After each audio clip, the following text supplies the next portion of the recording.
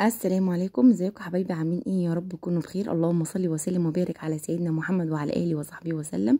وحشتوني جدا من اخر فيديو عملته معاكم. ان شاء الله النهارده رجعت لكم فيديو جديد، وسميت الفيديو ده طاجن السعاده. ايوه، طاجن السعاده، لانه من اجمل الطواجن اللي ممكن تعمليها لوصفات العيد الاضحى المبارك باذن الله، وجميل جدا جدا، ما بياخدش منك اي وقت خالص في المطبخ. اسرع واجمل طاجن ممكن تاكليه في العيد باذن الله. بس لو انتوا لسه حابين تعرفوا عليا، انا اسمي عبير ودي قناتي وصفه صحيه. اتمنى تشتركوا في القناه وتفعلوا زر الجرس عشان يوصلكم كل جديد، ولايك وشير الفيديو او لو الفيديو عجبكم.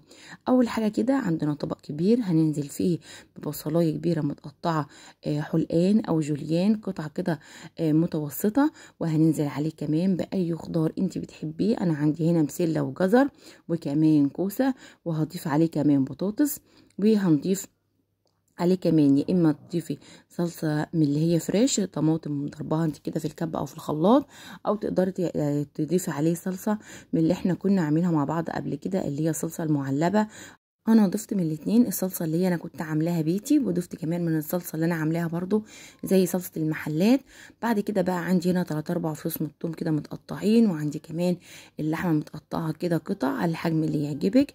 هضيف عليها نص معلقه من الفلفل الاسمر، نص معلقه من الكمون، نص معلقه من البابريكا، ربع معلقه كده من القرفه طبعا لو انت بتحبي القرفه، وكمان نص معلقه من الجنزبيل. وما ننساش نظبط الملح بتاعنا على حسب الكميه اللي انت عاملاها.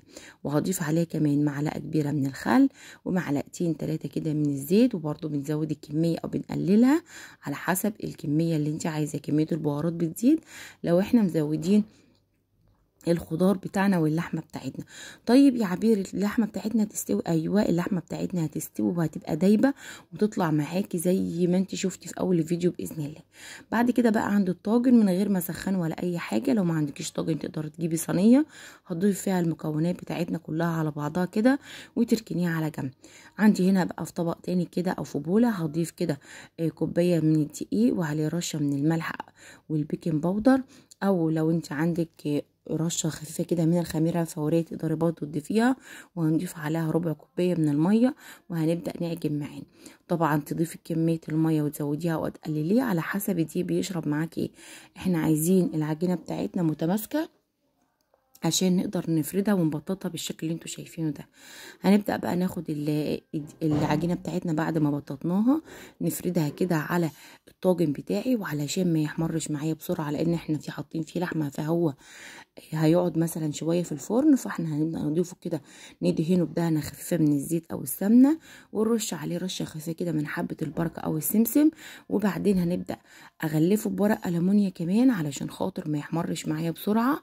هسيبه اول مثلا ساعة كده في الفرن بورقة الألمونيوم، وبعد كده هشيل ورقة الألمونيوم عشان الوش بتاعه يبدأ يتحمر معايا، وهيبقى بالشكل الجميل اللي انتوا شايفينه ده. اللحمة بتاعتنا هتستوي، والخضار بتاعنا هيطلع جميل جدا، والعيش اللي احنا حطيناه فوق ده بناكل بيه كده بيبقى طعمه جميل جدا. تقدري تقدميه مع مكرونة، تقدري تقدميه مع رز أبيض أو رز بشعرية، أي نوع رز انت بتحبيه، رز بسمتي. الطاجن ما شاء الله عليه طلع جميل جدا، مستوي ودايب خالص زي ما انتوا شايفين كده. الخضار بتاعنا مش طري قوي كده زي المهري كده ولا حاجه، لا ما شاء الله عليه متماسك. النتيجة بتاعتنا طلع كويسة جدا. لو وصلتوا معايا للدقيقة دي من الفيديو، اتمنى تنزلوا تشتركوا في قناتي وتفعلوا زر الجرس عشان يوصلكم كل جديد من وصفاتي. واتمنى تجربوا الطاجن الخضار بالطريقة دي باذن الله هيعجبكم. وما تنسوش تصلوا على الرسول في الكومنتات. اللهم صل وسلم وبارك على سيدنا محمد وعلى اله وصحبه وسلم. دمتم في رعاية الله وفضله، والسلام عليكم ورحمة الله وبركاته.